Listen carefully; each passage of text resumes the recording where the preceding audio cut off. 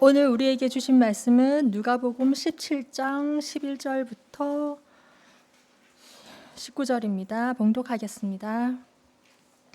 예수께서 예루살렘으로 가실 때에 사마리아와 갈릴리 사이로 지나가시다가 한 마을에 들어가시니 나병 환자 10명이 예수를 만나 멀리 서서 소리를 높여 이르되 예수 선생님이여 우리를 불쌍히 여기소서 하거늘 보시고 이르시되 가서 제사장들에게 너희 몸을 보이라 하셨더니 그들이 가다가 깨끗함을 받은지라.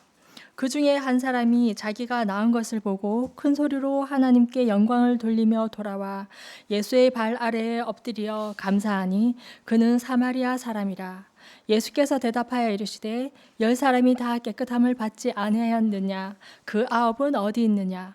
이 이방인 외에는 하나님께 영광을 돌리러 돌아온 자가 없느냐 하시고 그에게 이르시되 일어나 가라 내 믿음이 너를 구원하였느니라 하시더라. 아멘.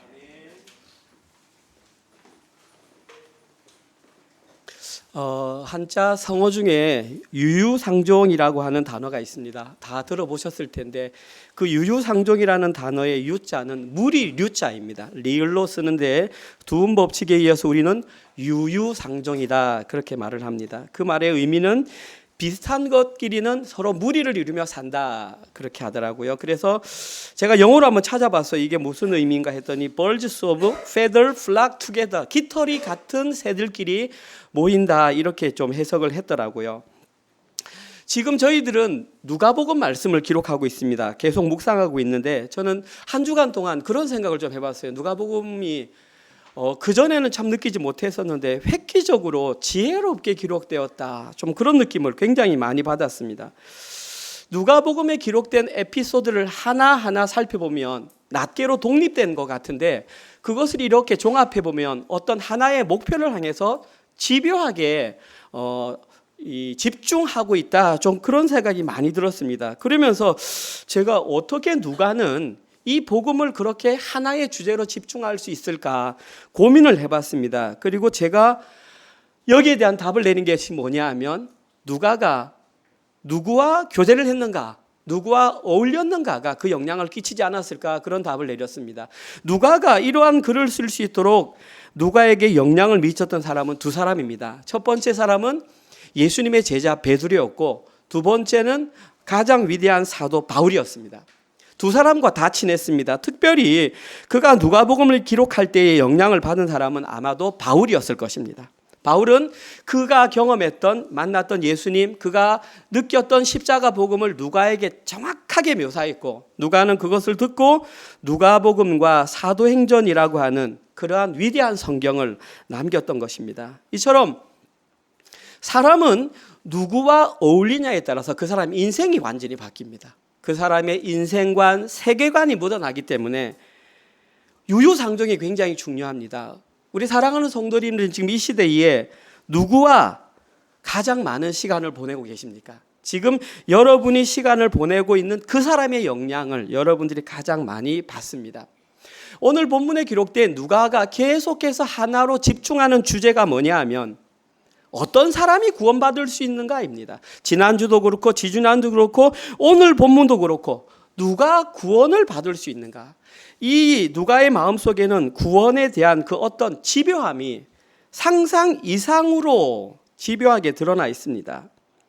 오늘 결론을 내린다면 오늘 본문에서 누가 구원을 받을 수 있는가. 그 정답은 제목에 나와 있습니다. 제목 한번 볼까요? 오늘 제목이 참된 믿음입니다. 그럼 누가 구원을 받을 수 있느냐? 참된 믿음을 가진 사람이 구원받는다 이 말입니다. 오늘 본문은 그 내용을 얘기하고 있습니다. 누가 참된 믿음을 가지고 있는가? 두 번째, 참된 믿음을 가진 사람에게는 어떤 모습이 드러나는가? 세 번째, 나는 참된 믿음이 있는가? 오늘 설교를 통해서 저희들은 그 세 가지만 보면 됩니다. 첫 번째 내용입니다. 오늘 본문의 믿음의 모습을 나타내는 사람은 나병 환자 10명의 믿음입니다. 주보에 나와 있는 첫 번째 대지가 나병 환자 10명의 믿음입니다. 오늘 본문 11절에서 14절. 예수께서 예루살렘으로 가실 때에 사마리아와 갈릴리 사이로 지나가시다가 한 마을에 들어가시니 나병 환자 10명이 예수를 만나 멀리 서서 소리를 높여 이르되 예수 선생님이여 우리를 불쌍히 여기소서 하거늘 보시고 이르시되 가서 제사장들에게 너희 몸을 보이라 하셨더니 그들이 가다가 깨끗함을 받은지라. 이제 신앙생활을 조금 하신 분들은 이 배경을 조금 이해할 텐데 아직까지 조금 헷갈리시는 분들이 계실까봐 제가 본문으로 들어가기 전에 배경을 간단하게 말씀드리겠습니다. 첫 번째 배경은 지리적인 배경입니다. 오늘 본문에 뭐라고 했었냐 하면 예수님께서 사마리아와 갈릴리 사이로 지나간다 그랬는데 거기가 도대체 어디야? 여기입니다. 보이십니까? 지금 파란색으로 보이는 지역이 사마리아고 그 위에 황색으로 보이는 곳이 갈릴리입니다. 그러니까 지금 예수님께서는 그 사마리아와 갈릴리 그 사이로 지나가셨다는 것입니다. 오늘 본문에서 왜 예수님께서 저리로 지나갔느냐 말하는 이유는 저기 파란색으로 기록된 사마리아라는 지역의 특수성 때문입니다. 저기 사마리아라고 하는 지역은 BC 723년에 북이스라엘이 아수르에 멸망을 했습니다. 그때에 아수르 왕이 어떤 정책을 폈냐 하면 멀리 떨어져 있는 사람들을 저기다가 갖다가 놓고 저기 사는 사람들을 멀리 옮겨버렸습니다. 그래서 인종 믹스, 혼혈 정책을 펼쳤습니다. 그 이후로 지금 파란색으로 보이는 저직은 혼혈한된 사람들이, 피가 섞인 사람들이 살고 있는 지역이 돼버렸습니다. 그래서 갈릴리 지역에 사는 사람 북쪽, 밑에 예루살렘 유다에 사는 남쪽, 그 중간에 구멍이 나버린 겁니다. 그래서 북쪽에 있는 사람들도 유대인, 남쪽에 있는 사람도 유대인, 중간에 사마리아 사람이 사니까 이 교류가 굉장히 어려웠습니다. 그쪽으로 지나가지도 않았습니다. 오늘 본문에서 예수님께서 지금 그 지역으로 지나가고 계시다. 이 말은 뭐냐 하면 특별한 목적을 가지지 않으면 저리로는 가지 않는다 이것입니다. 쉽게 말해서 오늘 본문에서는 특별한 목적을 가지고 저 지역을 방문하셨다. 그 목적이 뭐겠습니까? 한 사람을 구원하기 위함입니다. 지리적 배경. 두 번째 배경이 뭐냐 하면 종교적인 배경입니다. 오늘 본문에 등장하는 이 나병 환자들은 특별히 다른 질병보다 유대인들에게는 불결하다고 여겨지는 질병입니다. 그래서 그들과는 섞여 살면 안 됩니다. 누군가 나병이 걸렸다 그러면 무조건 마을 밖으로 쫓겨가야 합니다. 레위기 13장 45절에서 46절입니다. 누군가 나병이 걸렸다 보십시오. 나병 환자는 일단 걸리면 자기 옷을 찢고 머리를 풀고 윗입술을 가리고 외쳐야 합니다. 나는 부정하다, 부정하다 외쳐야 됩니다. 그리고 병 있는 날 동안, 나병이 낫기 전에는 부정하기 때문에 그가 부정한 적 혼자 살되 가족과 떨어진다 이 말입니다. 진영 밖으로 살아야 된다. 그러니까 지금 오늘 예수님께서 가셨던 그 지역은 나병 환자들이 사는 경계 지역이 있다는 것입니다. 사람들이 안 갑니다. 특별한 목적이 아니면 가지 않는. 다시 말해서 의도적으로 예수님께서는 누군가를 만나기 위해 자기 백성이 되어야 할 그 한 사람을 만나기 위해 가셨다는 것입니다. 어떤 신학자가 그런 말을 했습니다. 예수님은 온 인류의 죄를 구원하기 위해서 이 땅에 사람을 머물고 있었습니다. 그런데 그 사람이 단 한 사람이라 할지라도 예수님은 사람의 몸을 입고 이 땅에 오셨을 것입니다 라고 말했습니다. 저는 그 의견에 동의합니다. 모든 사람이 구원의 대상이 아니오고 단 한 사람이 구원의 대상자라 할지라도 예수님은 인간의 몸을 입고 이 땅에 오셨다는 것입니다.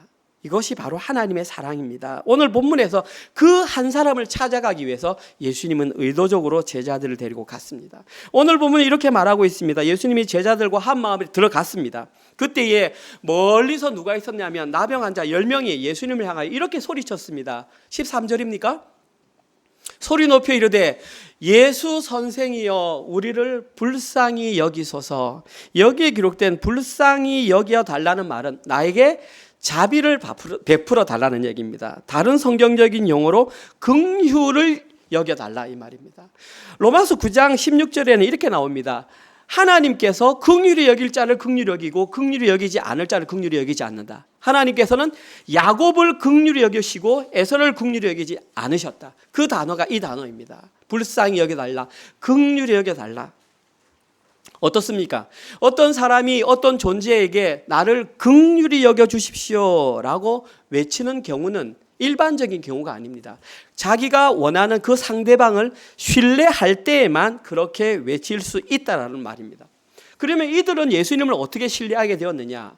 우리가 이미 누가복음을 묵상하면서 배웠습니다. 5장 12절에서 어떤 일이 있었냐면 한 나병 환자가 지나가니까 예수님께서 손을 대고 그 나병 환자의 병을 낫게 해준 적이 있습니다. 나병 환자들에게 나병이 나았다는 것은 복음입니다. 소문을 타서 사마리아와 갈릴리 지역에 사는 나병 환자들에게도 그 소식이 들렸습니다. 언젠가 예수님이 이리로 지나가면 우리도 한번 고쳐주시면 좋겠느냐라는 이런 마음들이 그들에게 있었습니다. 다시 말해서 그들에게는 예수님에 대한 소문을 이미 들었고 예수님은 자신들의 불치병을 낫게 할 것이라는 믿음이 있었기 때문에 예수님을 향하여 저기에서 선생님이여 우리를 불쌍히 여기소서 이렇게 말을 했다는 것입니다. 놀라운 것은 예수님의 반응입니다. 14절에 보시면 보시고 이르시되 가서 제사장들에게 너희 몸을 보이라. 다른 것도 안 했습니다. 그들이 예수님 우리를 살려주세요 긍휼히 여기소서 그랬더니 제사장에게 너희 몸을 보이라. 제사장에게 너희 몸을 보인다라고 하는 것은 예수님의 이 말에는 어떤 전제가 있냐면 너희 몸이 이미 나았다라는 전제가 있습니다. 이게 제 말이 아니고 레위기 14장 2절에 그렇게 기록되어 있습니다. 구약 성경 레위기는 율법에 관한 가장 대표적인 책입니다. 거기에 나병 환자가 정결하게 되는 날, 깨끗하게 되는 날의 규례는 이러하니 그가 깨끗하게 되면 곧 그 사람을 제사장에게로 데려가서 제사장이 확인해보고 깨끗이 나았다. 너는 이제 가족으로 복귀해라. 나왔던 공동체로 들어가라. 나병 환자에게 가장 힘든 것은 가족과 떨어져 사는 것입니다. 그런데 그의 병이 나았다는 것은 가족으로 복귀된다는 것이죠. 그에게는 진짜 기쁜 소식입니다. 오늘 본문에서 뭐라라 그러냐면 제사장에게 네 몸을 보이라. 그 말인즉슨 너희들은 이미 나았다. 와! 그런데 그 말을 듣고 자기들의 몸을 보니까 여전히 나병이 있습니다. 여러분들에게 예수님께서 이런 예가 정말 죄송하지만 나병이 들었는데 예수님을 만났는데 예수님이 제사장에게 보이라 그랬는데 딱 보니까 나병이 있어. 제사장에게 가겠습니까? 가지 않겠습니까? 나병 환자의 선택이죠. 보니까 안 나왔어. 근데 저분은 가래. 그러면 가는 게 맞습니까? 안 가는 게 맞습니까? 그 사람의 선택이죠. 놀라운 사실은 오늘 본문에서는 이 나병 10명 환자들은 안 나았음에도 불구하고 제사장에 갔습니다. 오늘 보면 나와 있지 않습니까? 15절? 맞죠. 그 중에 한 사람이 아니구나. 가다가 깨끗함을 받은지라. 모든 사람이 10명이 다 갔습니다. 피부병이 아직 낫지 않았는데 그들이 갔다는 것입니다. 무슨 말입니까? 그들의 마음속에는 예수님의 말씀에 순종할 만한 믿음이 있었다라는 사실입니다. 한결같이 갔습니다. 근데 진짜 더 놀라운 사실이 뭐냐 하면 뚜벅뚜벅 걸어가다가 누군가가 피부를 봤는데 나병이 쫙 사라져 버렸네. 할렐루야. 우와, 기적이 일어났다. 기적이 일어났다. 내 병이 나았다. 순종하는 믿음을 통해서 그들은 이 기적을 경험했습니다. 놀라운 기적이 일어났습니다. 사랑하는 성도님, 인생을 살아가면서 이런 나병 환자의 병이 낫는 기적을 보신 적이 있습니까? 아니면 여러분들이 그것을 경험한 적이 있습니까? 저는 사실은 없습니다. 지금까지 평생을 신앙생활하면서 나병이 나았다든지 누군가 나병과 같은 기적이 나았다는 걸 제가 직접 경험한 적은 없습니다. 그런데 제가 신학을 공부하면서 한국 교회사라는 걸 공부할 때에 이런 일이 있었습니다. 1920년대, 30년대, 40년대는 우리나라가 일제 통합을 받았기 때문에 종교가 많이 자유롭지 못했습니다. 그때에 하나님께서 역사하신 것이 뭐냐 하면 기적을 많이 베풀어 주셨습니다. 그 중에 한 목사님의 성함이 최권능이라고 하는 목사님이 있습니다. 원래 이름은 최권능이 아닙니다. 다른 이름인데 하도 역사를 많이 일으키니까 이름을 최권능으로 바꿨습니다. 역사적인 기록으로 남아 있습니다. 어떤 집회에 갔는데 안전뱅이가 일어났다라는 기록이 있고 귀머거리가 나았다라는 기록이 실제로 역사적인 문헌에 나와 있습니다. 그런 기적 신앙들이 실제로 일어났습니다. 그리고 1970년대, 80년대, 90년도에는 오순절 교회를 중심으로 교회에서 그런 치유 사역과 기적 사역이 굉장히 활발하게 일어났었습니다. 이런 현상을 신학적으로 뭐라고 그러냐면 기적신앙이라고 말합니다. 그리고 지금 세계 곳곳에서도 기적신앙은 일어나고 있습니다. 저는 기적신앙 자체를 반대하는 사람은 아닙니다.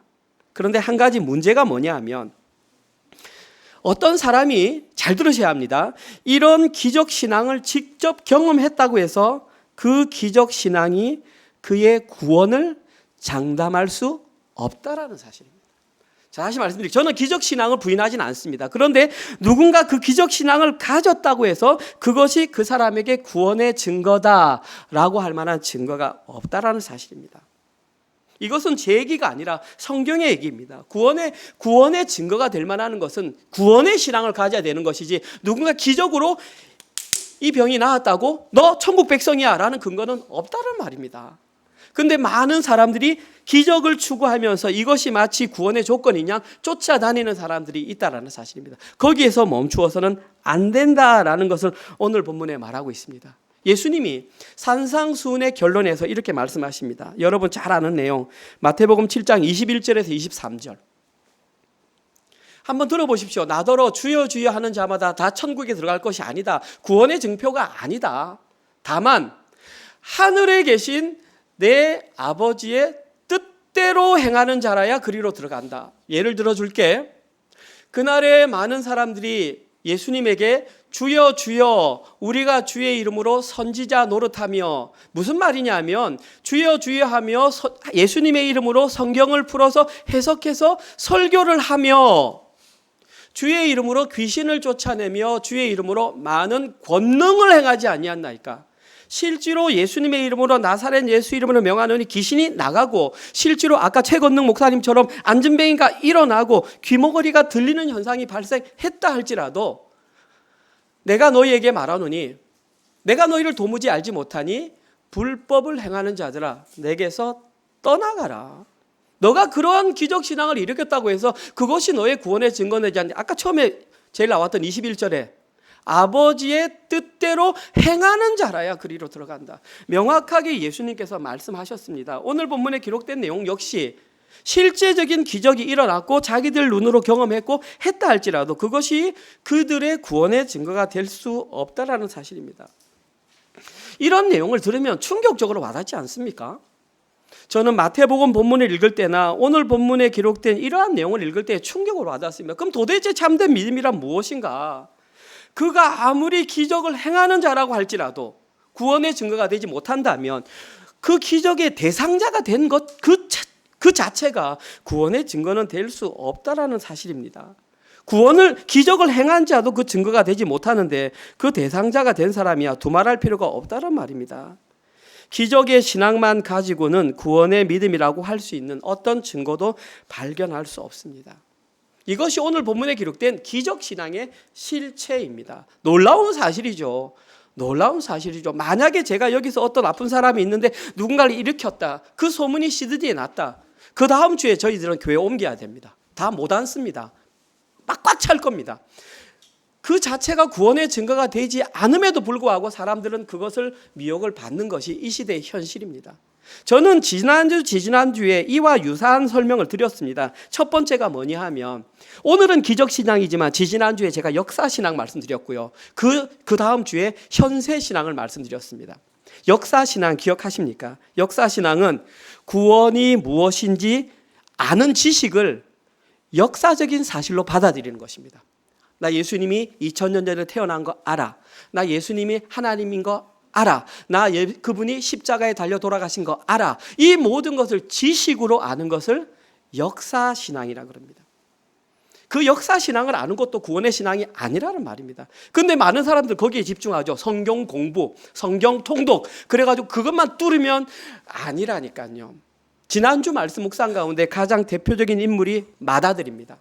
우리가 소위 말하는 탕자의 비유 가운데 맏아들이 역사신앙을 가진 가장 대표적인 인물입니다.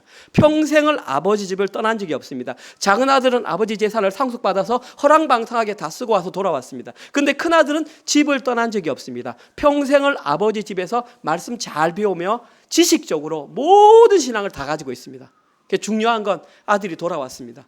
그 아들을 못 받아들입니다. 왜? 마음속에 완악함이 있었기 때문에. 그 완악함이 저기 나 있는 아버지의 뜻대로 행하지 않는 것입니다. 정확하게 들켜버렸습니다. 맏아들은 자기는 구원받는 대상자라고 생각했는데 막상 아들이 돌아오니까 거부해버리니까 들켜버린 거잖아요. 아버지대로 행하지 못했잖아. 역사신앙으로 구원 못 받는단 말입니다. 그 다음에 내용이 뭐냐 하면 세 번째는 현세신앙입니다. 제가 지지난주에 설명드리면서 여러분들 4가지 밭의 비유 기억나십니까? 얘기하면서 첫 번째, 두 번째, 세 번째 밭에도 믿음이 있다라고 말했습니다. 그런데 열매를 맺은 밭은 오직 좋은 땅이라고 말했고 그것만 구원의 신학이라고 드리면서 제가 특정한 인물들을 말씀드렸습니다. 그들이 가진 신앙으로는 구원받을 수 없다라고 제가 명확하게 말씀드렸습니다. 그들이 가진 신앙이 바로 현세신앙입니다. 지난주에 저희들이 묵상할 때 가졌던 대표적인 인물들이 누구냐 하면 바리새인들이 바로 현세신앙을 가진 자들입니다. 그들은 종교적인 행위로 자기의 모든 것을 다 커버했습니다.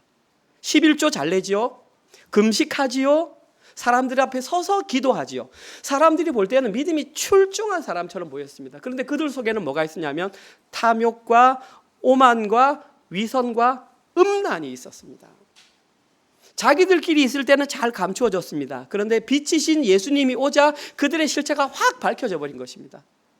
그들이 가진 것은 현세신앙이라는 그런 현세신앙을 가지고는 저기 있는 아버지의 뜻대로 행해서 무엇인가 이뤄내는 것은 하늘에서 별을 따는 것보다 더 어려운 것이 현세신앙입니다. 오늘 본문에 등장하는 기적신앙이나 많은 사람들이 속고 있는 역사신앙이나 바리새인들과 같이 살았던 종교행위로 치장하는 현세신앙이나 그 3가지 신앙으로는 구원이 없다고 성경에서 분명하게 말하는데도 사람들은 그것을 쫓아 그냥 신앙생활 잘한다고 그렇게 하지 않습니까? 오늘 본문에는 그 3가지는 구원에 이르지 못한다고 우리에게 고발하고 있는 것입니다. 두 번째 오늘 본문에 나오는 내용은 사마리아인인 한 사람의 믿음입니다. 15절에서 19절입니다. 그 중에 한 사람이 자기가 낳은 것을 보고 큰 소리로 하나님께 영광을 돌리며 돌아와 예수의 발 아래에 엎드려 감사하니 그는 사마리아 사람이라. 예수께서 대답하여 이르시되 10사람이 다 깨끗함을 받지 아니하였느냐? 그 9은 어디 있느냐? 이 이방인 외에는 하나님께 영광을 돌리러 돌아온 자가 없느냐 하시고 그에게 이르시되 일어나 가라. 내 믿음이 너를 구원하였느니라. 예수님께서는 그에게 구원을 선포하셨습니다. 제가 서두에서 말씀드렸던 것처럼 오늘 설교의 결론은 이것입니다. 오늘 본문에서 참된 믿음을 소유한 사람은 바로 이 나병 환자 사마리아 한 사람이었습니다. 예수님은 그에게 뭐라고 불렀냐면 이방인이라고 불렀습니다. 제가 생각에는 그 사마리아 사람에게는 절반 정도는 유대인의 피가 섞여 있음에도 불구하고 예수님은 그를 이방인이라고 불렀습니다. 그렇게 한 이유는 구원의 밖에 있었던 사람이다 이런 의미입니다. 지난주 설교 내용으로 한다면 이후에 초청받은 사람들, 누가 하나님 나라에서 떡을 먹을 것인가 했을 때 이후에 초청받은 사람, 전은자, 맹인, 또 뭐 등등 자격이 없는 사람들, 맏아들과 작은아들 비유에서는 둘째 아들이 그에 해당하는 사람, 전부 다 구원의 자격이 없어 보이는 그가 바로 구원에 해당자다. 왜 그러면 그가 구원받는 믿음을 가졌느냐? 오늘 본문의 말씀대로 정확하게 요약하면 그에게는 돌아와서 엎드리는 믿음이 있었기 때문입니다. 우리는 여기에 큰 핵심을 발견해야 합니다. 참된 믿음이 뭐냐? 그러면 돌아와서 엎드리는 믿음이 있어야 합니다. 우리에게는 돌아와서 엎드리는 믿음이 있는가? 역사신앙도 아니고 현세신앙도 아니고 기적신앙도 아니고 나에게는 돌아와서 엎드리는 신앙이 있는가? 제가 좀 전에 말씀드렸던 것처럼 10사람이 다 새롭게 나음을 입었습니다. 그리고 다 제사장에 가서 보였습니다. 깨끗함을 낳았습니다. 자, 깨끗함이 나은 것은 10사람이 다 확인했는데 그 중에 9사람은 자기가 깨끗함을 낳은 것을 확인하자마자 더 빨리 달려갔습니다. 어디로 달려갔습니까? 제사장에게 달려갔죠. 사실 예수님께서 또 가라고 말씀하셨고, 그리고 달려가야만 내 몸이 확인되기 때문에 그 즉시 나는 가족들에게 돌아가는 겁니다. 와, 이제 내가 공동체에 돌아와서 살 수 있구나. 거기까지밖에 못 본다라는 것입니다. 대부분의 사람들이 거기에서 멈추면서 자기의 신앙이 구원받는 신앙이라고 생각한다라는 것입니다. 왜냐하면 이것이 일반적이고 자연스럽고 상식적이기 때문입니다. 가라고 했으니까 갔고, 그들 품에 들어가는 게 좋고 상식입니다. 사람들은 다 그렇게 생각합니다. 그런데 구원받는 믿음은 거기서 한 걸음 더 나아간다는 것입니다. 오직 한 사람, 그 사마리아 사람만 깨끗하게 되었을 때에 같이 달려가다가 돌아서 예수님께 갔단 말입니다.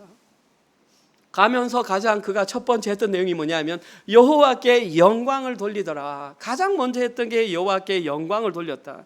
그리고 두 번째 행동했던 것이 돌이켜, 히포스트레포, 방향을 완전히 바꾸다, 유턴하다. 히브리어로 뭐라 그럽니까? 슈브. 우리 예레미야 할 때 얼마나 많이 배웠습니까? 슈브. 지금 이게 돌이켜 아닙니까? 그리고 그 다음에 했던 게 예수께로 달려가서 그 발 아래 엎드렸다. 엎드렸다라는 원어적인 의미는 얼굴을 바닥으로 향했다.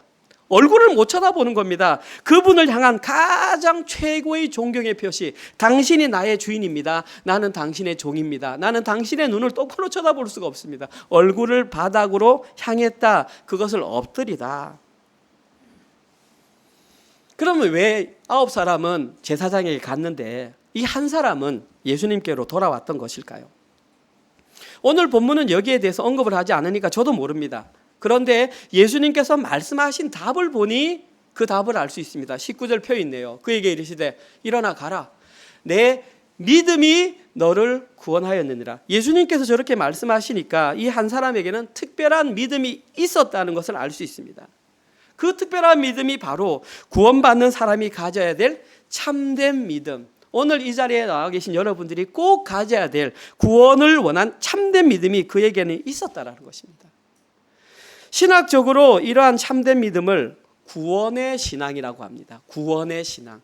오늘은 그 구원의 신앙이 무엇인지 알고 가면 나는 그 구원의 신앙을 가지고 있는지, 만약에 몰랐다면 오늘 듣고 구원의 신앙을 가지면 참된 믿음을 가지고 하나님의 나라의 백성이 되는 것입니다. 자, 그러면 제가 천천히 말씀드리겠습니다. 지금까지 했던 내용도 중요하지만 이 내용이 제일 중요합니다. 뭐가 구원의 신앙이냐? 다음과 같은 세 가지를 가지면 구원의 신앙입니다. 첫 번째, 구원의 신앙에는 지적인 요소가 있어야 됩니다. 머릿속으로. 세 가지 답 말씀드릴게요. 지정의입니다. 첫 번째, 지적인 요소가 있어야 됩니다. 그 사람이 구원의 신앙을 가지고 있다. 그 말은 뭐냐면 믿음의 대상이 누구인지 명확히 알아야 한다는 것입니다. 오늘 본문에서 저 한 사람 사마리아는 믿음의 대상이 예수님임을 명확하게 알았습니다. 그래서 9명이 가던 길을 돌아섰던 것입니다.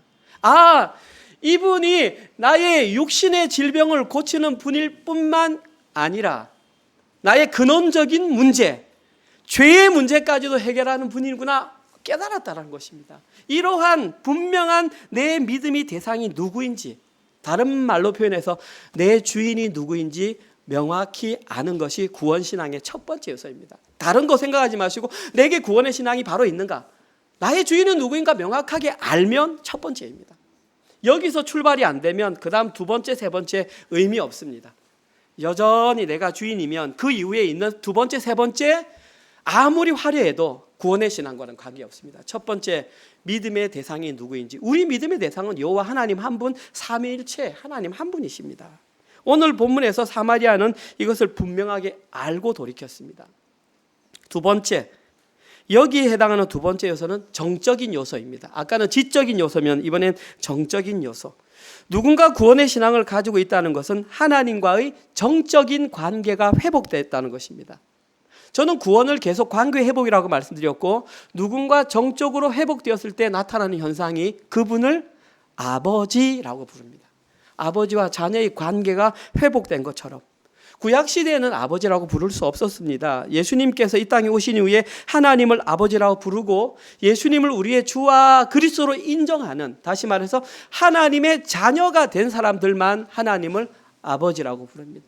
따라서 기도의 자리에 나왔을 때에 구구절절 다른 얘기 많이 안 해도 됩니다. 아버지 이 한마디만 하면 내 마음 다 아시잖아요. 관계가 형성되었으니까 정적인 관계가 형성되었다는 것입니다.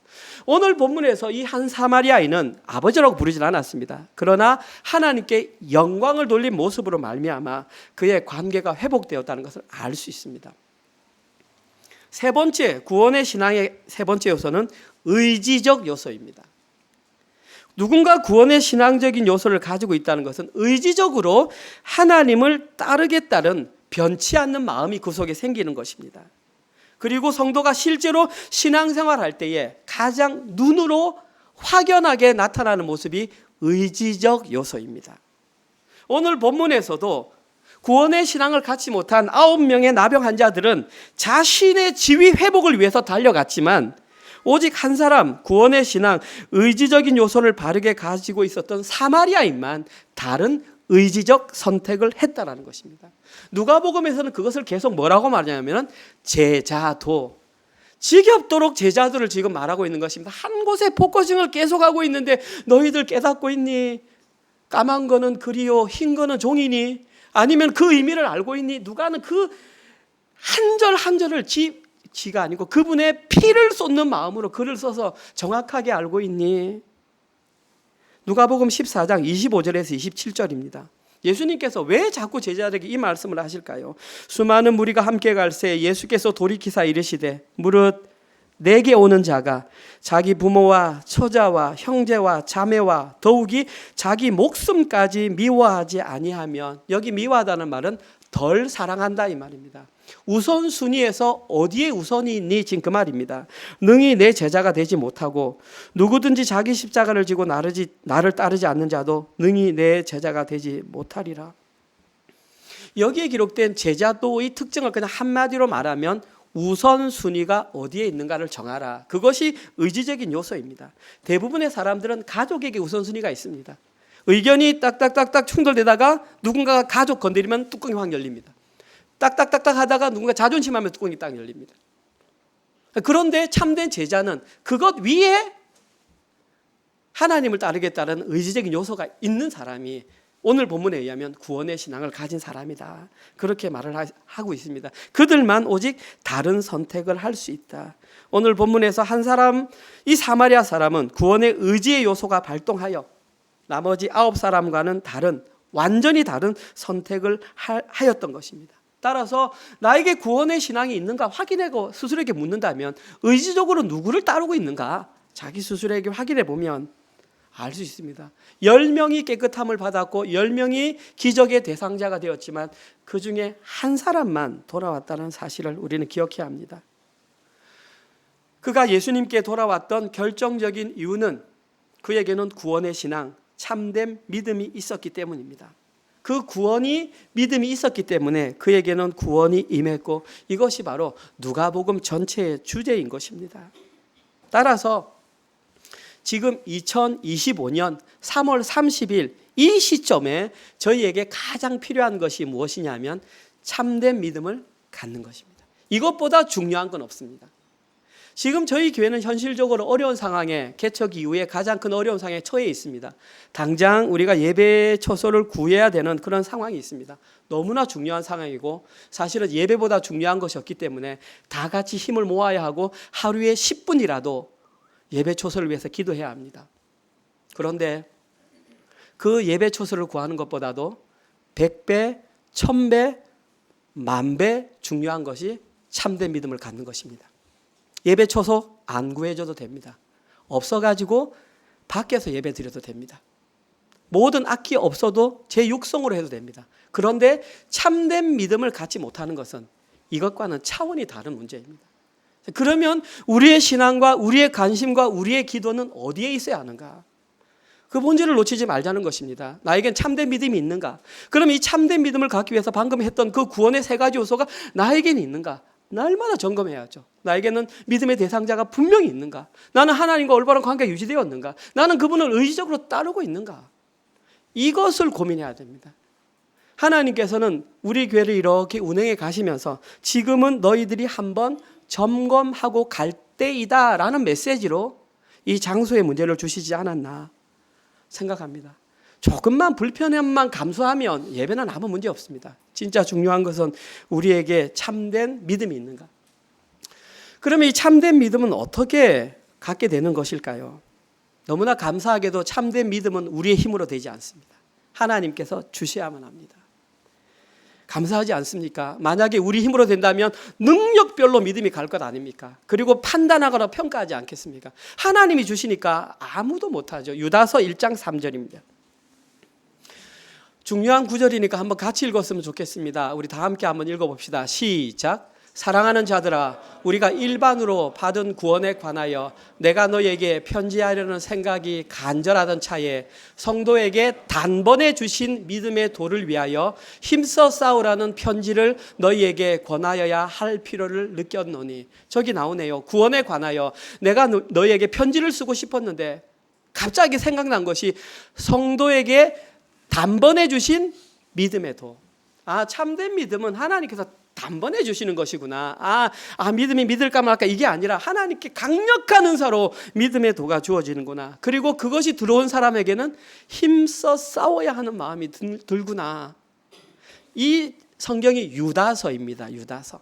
유다는 예수님의 육신적인 동생입니다. 예수님이 살아계실 때는 안 믿었다가 예수님이 돌아가시고 부활승천해서 우리 형님이 진짜 메시아였네, 내가 지금까지 너무나 잘못 살았구나 하면서 회심하고 편지를 쓴 것이 바로 저 유다서입니다. 믿음의 도가 단번에 성도에게 이루어졌고 그 믿음의 도가 온 사람에게는 힘써 싸워야 한다는 모습이 나타난다는 것입니다. 그러면 그 힘써 싸우는 모습이 어떻게 나타나느냐? 반드시 행동으로 나타납니다. 야고보서 2장 14절에서 17절입니다. 내 형제들아, 만일 사람이 믿음이 있노라 하고 행함이 없으면 무슨 유익이 있으리요? 그 믿음이 능히 자기를 구원하겠느냐? 질문은 못한단 말입니다. 예를 들어 줄게. 만일 지금 네 형제나 자매가 헐벗고 있어. 그가 지금 일용할 먹을 양식이 없어. 너희 중에 누구든지 그에게 이렇게 말해. 평안히 가세요. 옷이 없는데 따뜻하게 하세요. 먹을 게 없는데 배부르게 하세요. 그 몸에 쓸 것을 주지 않으면 그게 무슨 유익이 있겠느냐? 이와 같이 행함이 없는 믿음은 그 자체가 죽은 것이니라. 말로 아무리 그렇게 해봐야 나타나지 않는, 힘써 행한다는 것은 너의 삶으로 그것이 드러난다는 것이죠. 놀라운 사실은 이 성경의 저자는 야고보입니다. 야고보 역시 예수님의 육신적인 동생입니다. 처음에는 다들 예수님을 메시아로 인정하지 못했던 그들이 진정으로 하나님을 만나게 되니까 그 누구보다도 확실하게 변하는 모습을 우리는 보잖아요.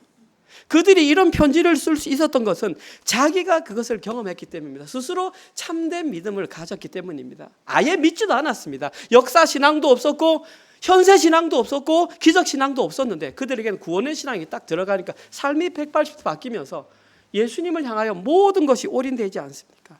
드러나는 것이 행함이 있는 믿음. 그들이 이렇게 행할 수 있었던 유일한 이유는 그분이 나의 주인임을 인정하기 때문입니다. 그분의 다스림을 받는 사람은 그분이 원하는 삶이 나오게 되어 있습니다. 이것은 그냥 하나님께서 만들어주신 원리입니다. 그런 삶이 안 나온다는 것은 내가 그분의 다스림을 받고 있지 않다라는 반증이 되는 것입니다. 예수님을 자신의 주인으로 모시고 사는 사람은 다른 사람과 다른 선택을 할 수밖에 없습니다. 그들이 바로 오늘 본문에서 사마리아 사람이 가지고 있었던 구원에 이르는 참된 믿음을 가진 사람. 구원은 오직 그들의 몫이다. 누가는 우리에게 이것을 알려주고 있는 것입니다. 은혜로 교회 성도들이 지금 이 시점에 가장 가져야 할 것은 바로 그 참된 믿음. 이것을 위해 우리 교회가 세워졌고 우리의 자녀들에게 그 믿음을 물려줘야 하고 자녀의 자녀에게 그 믿음이 흘러갈 때에 하나님의 대가 끊이지 않습니다. 그러나 언제 예수님이 오실지 모릅니다. 넉넉하게 손 놓고 있다가 역사신앙에 만족하고 현세신앙에 만족하고 기적신앙에 만족하다가 아이쿠야 예수님 오셨구나 말해도 아무런 대책이 없습니다. 주님 언제 오실지 모르니 속히 우리는 그날을 준비해야 하는 것입니다. 오늘 설교를 마무리하겠습니다. 누가는 바울의 영향을 받아서 이처럼 아름다운 복음서를 기록하고 저희들에게 물려주었습니다. 근데 한 가지 재미있는 사실이 뭔지 아십니까? 누가와 바울에게는 공통점이 없었다는 사실입니다. 그들은 나이도 다르고요. 민족도 다르고요. 직업도 다르고 신분도 다르고 성격도 달랐습니다.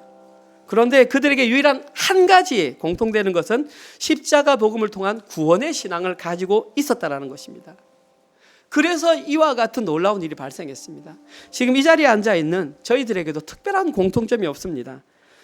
나이도 틀리고요, 과거의 직업도 틀리고요, 출신 배경도 틀리고요, 성격도 다릅니다. 심지어 정치적인 성향까지도 우리는 다릅니다.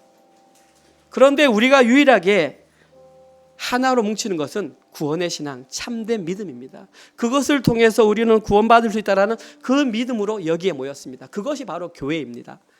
사족을 한 가지만 덧붙이겠습니다. 정치적인 신념이 다르다고 교회를 달리하는 것은 나에게는 참된 믿음이 없다라는 반증입니다. 참된 믿음은 그 모든 것을 덮고 갑니다. 참된 믿음이 있다면 서로의 다름은 반드시 용납되게 되어 있습니다. 참된 믿음이 있다면 서로의 잘못을 용서하게 되어 있습니다. 진짜 우리에게는 그런 것이 있는지 점검해 봐야 합니다. 우리에게는 그런 구원의 신앙이 있는가?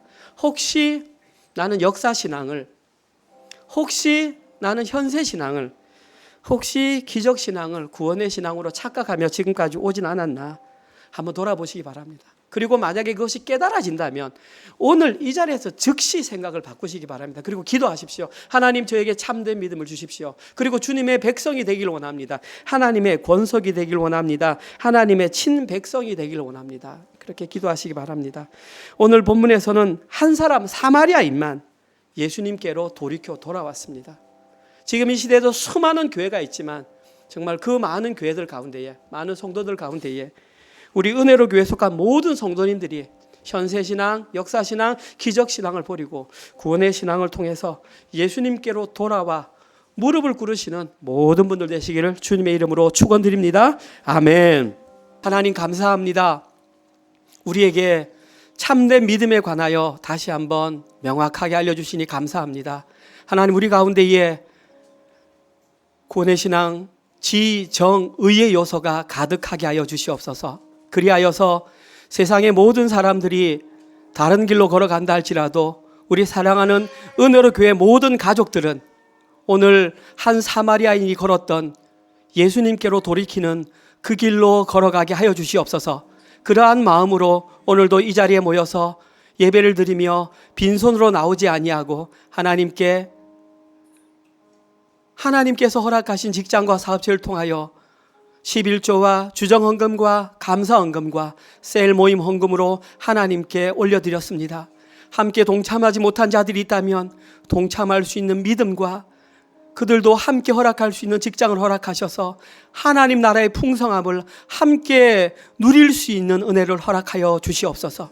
이제는 우리 주 예수 그리스도의 은혜와 하나님의 사랑하심과 성령님의 위로 교통 감화 깨닫게 하심이 참된 믿음을 걸음으로 말미암아 한 명의 사마리아인이 예수께로 돌이켜 엎드렸던 그러한 삶을 현실의 삶으로 살아내기로 결단하는 사랑하는 모든 은혜로 가족들 머리 위에와 지금 이 시간에도 세계 곳곳에 흩어져서 주의 복음을 증거하시는 사랑하는 선교사님들과 그들의 사역과 그들의 자녀들 머리 위에 지금부터 영원토록 함께 있을지어다. 아멘.